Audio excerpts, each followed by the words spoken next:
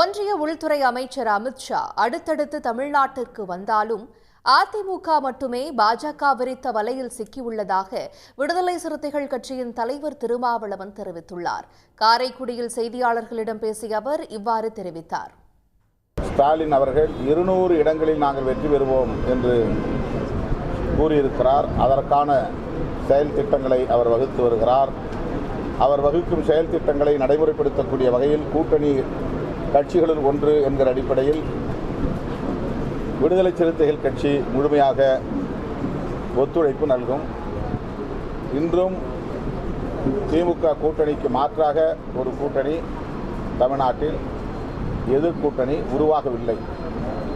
அடுத்தடுத்து அமித்ஷா தமிழ்நாட்டுக்கு வருகிறார், கூட்டணியை உருவாக்க முயற்சிக்கிறார். அதிமுக மட்டுமே பாஜக வலையில் சிக்கியிருக்கிறது.